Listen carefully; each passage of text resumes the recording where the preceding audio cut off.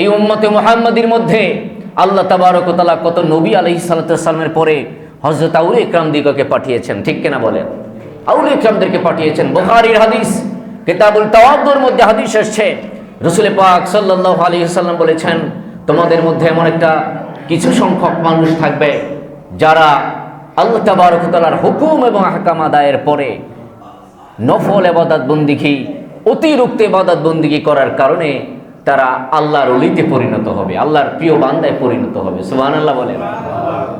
এরপরে আল্লাহর হাবিব সাল্লাল্লাহু আলাইহি ওয়াসাল্লাম আমাদেরকে জানিয়ে দিলেন হাদিসে কুদসি ক্বালাল্লাহু তাবারাকা ওয়া তাআলা, যেটা আল্লাহ তাবারাক ওয়া তাআলা বলেছেন নবী এটা আপনার কথা না, আমি আল্লাহ রবের কথা, কিন্তু পবিত্র কোরআন না, আপনি উম্মত দিগকে জানিয়ে দিবেন এটা আমি আল্লাহ তাবারাক ওয়া তাআলার কথা, যেটাকে হাদিসে কুদসি বলা হয়।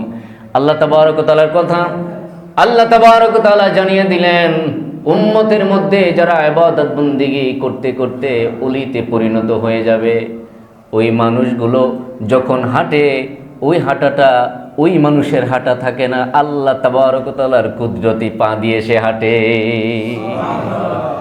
আর ওই ব্যক্তি যখন কোনো কিছু ধরে বসে আল্লাহ তাবারক ওয়া তাআলার কুদরতে হাত দিয়ে সে ধরে, ওই ব্যক্তি যখন তো কোনো দিকে তাকায়, নেক নজর দেয়, তখন ওই ব্যক্তির নজরটা ওই ব্যক্তির নজর থাকে না, ওই ব্যক্তির নজরের সাথে আল্লাহ তাবারক ওয়া তাআলার কুদরতি নজর সম্পৃক্ত হয়ে যায়। ওয়া ইন শাআলানি লা আতাইতিয়ান্নাহু, আর ওই ব্যক্তি যখন আল্লাহ তাবারক ওয়া তাআলার কাছে কোনো কিছু চেয়ে বসে, আল্লাহ তাবারক ওয়া তাআলা তখন ওই ব্যক্তিকে না দিয়ে পারে না। ওই ব্যক্তি হলো আল্লাহ তাবারক ওয়া তাআলার ওলি, ওই ব্যক্তি হলো আল্লাহ তাবারক ওয়া তাআলার প্রিয়তম বান্দা, ওই ব্যক্তি হলো আল্লাহ তাবারক ওয়া তাআলার একজন পারফেক্ট গ্রান্টেড ওলিয়ে কামেল, যাকে আল্লাহ তাবারক ওয়া তাআলা স্তর প্রদান করেছেন। সুবহানাল্লাহ। এই জন্য আল্লাহ বললেন কুল হাল ইয়াস্তামিল্লাযীনা ইয়ালামুনা ওয়াল্লাযীনা লা ইয়ালামুন, আল্লাহ প্রশ্ন করেছেন নবীকে, বলেছেন নবী আপনি উম্মত দিগকে বলেন, কুল আপনি বলেন, হাল ইয়াস্তামিল্লাযীনা ওয়াল্লাযীনা লা ইয়ালামুন, তোমাদের মধ্যে যারা জানে আর জানে না উভয় কি সমান হবে নাকি? আল্লাহ প্রশ্ন করেছেন। কি বলেছেন? আল্লাহ বলছেন নবী আপনি উম্মতদেরকে একটু প্রশ্ন করেন তো, আপনি আমার তরফ থেকে একটু তাকে জানান, প্রশ্ন করেন, তোমাদের মধ্য থেকে যে ব্যক্তি জানে আর যে ব্যক্তি জানে না এই দুই ব্যক্তি কি সমান? কথা বলেন, দুই ব্যক্তি সমান? যদি সমান হতো আপনি অসুস্থ হতে এমবিবিএস এর ডাক্তারের কাছে যেতেন না, কারণ আপনার বাড়ির পাশে একজনকে মুরব্বীকে, হাজী সাহেবকে অথবা মুরব্বীকে, যেহেতু 80-90 বছর মুরব্বী হয়ে গেছে, সে আপনার চেয়ে মুরব্বী, বয়সে অভিজ্ঞতায় অনেক পারফেক্ট, ঠিক না? আপনার চেয়ে অভিজ্ঞতায় বেশি, আপনি বলতেন ওস্তাদ অথবা দাদা যান আমার তো বুকে ব্যথা, একটু ট্রিটমেন্ট দিয়ে দেন। চান নাকি? কথা বলেন, চান?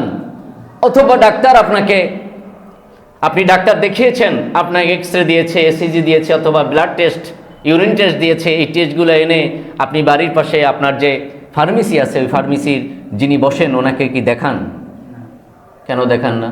উনি তো সম্মানিত মানুষ, উনি তো ভালো মানুষ, উনি তো বয়োবৃদ্ধ মানুষ, আপনার মুরব্বী মানুষ, আপনি তাকে কেন দেখান না? বলেন তো। তার জ্ঞান নাই, এই সম্পর্কে তার আইডিয়া নাই, এই সম্পর্কে তার জ্ঞান নাই। তিনি অনেক ভালো মানুষ, অনেক পণ্ডিত, কিন্তু তিনি ডাক্তার না, ঠিক কিনা বলেন? ঠিক কিনা? একজন ব্যারিস্টার, একজন ডাক্তার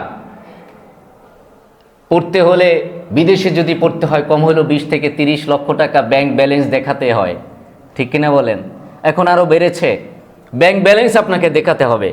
যখন আপনাকে স্টুডেন্ট ভিসা দিবে, বিদেশ যখন আপনাকে অ্যাকসেপ্ট করবে, ওই কাগজপত্রের সাথে আপনার ব্যালেন্সটাও দেখাতে হবে 20-30 লক্ষ টাকা, যে আপনি আসবেন আপনার ক্যাপাসিটিকে 2 বছর 3 বছর এখানে থাকবেন, থাকতে হলে তো আপনাকে খরচ বহন করতে হবে, এই খরচের একটা নমুনা আপনাকে ফটোকপি সেখানে দিতে হয়, এটা ক্যাপাসিটি, ঠিক কিনা বলেন?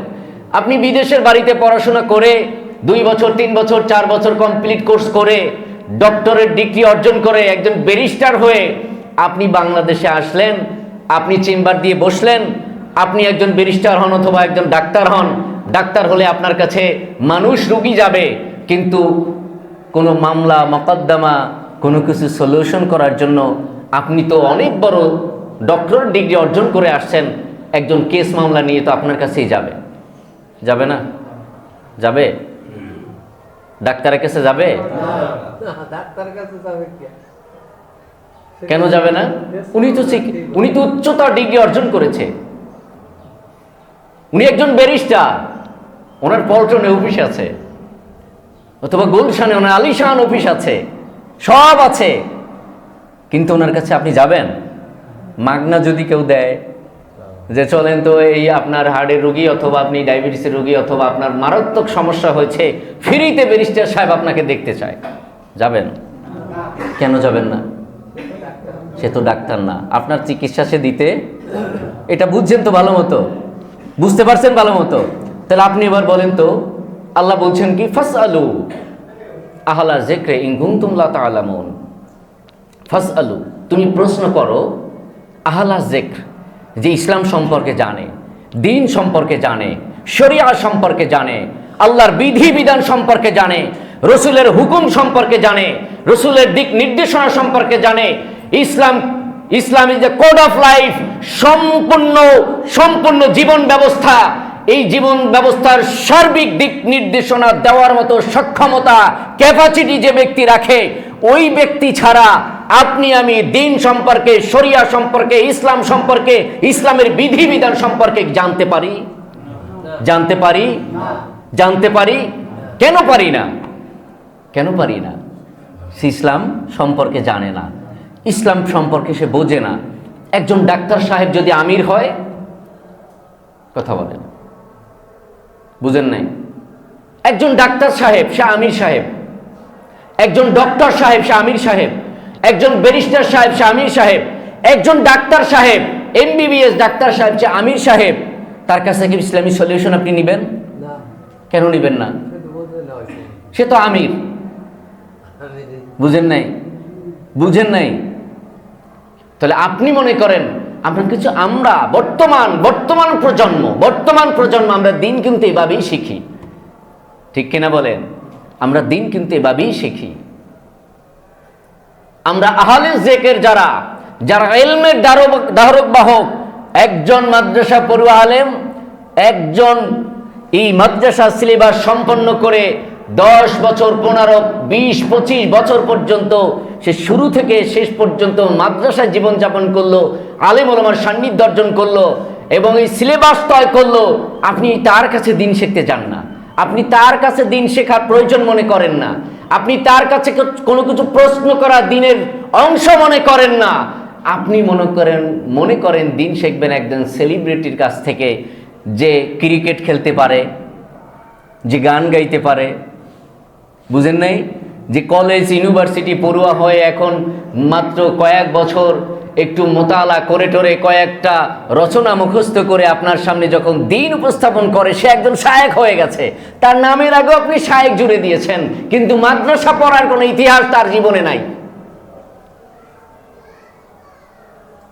আছে মাদ্রাসার পড়ার ইতিহাস নাই।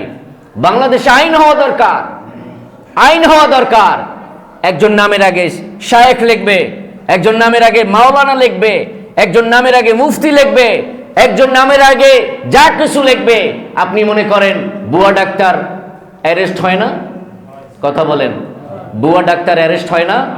বুয়া মৌলবী, বুয়া শায়েখ, বুয়া মুফতি, বুয়া মাওলানা, এগুলাকে অ্যারেস্ট করা দরকার, ঠিক কিনা বলেন?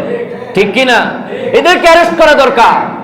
এরা জাতিকে বিভ্রান্ত করে, এরা জাতিকে সঠিক পথ থেকে তারা দূরে সরিয়ে দেয়, এরা জাতিকে হেদায়েত থেকে অন্য পথে ডাইভার্ট করে।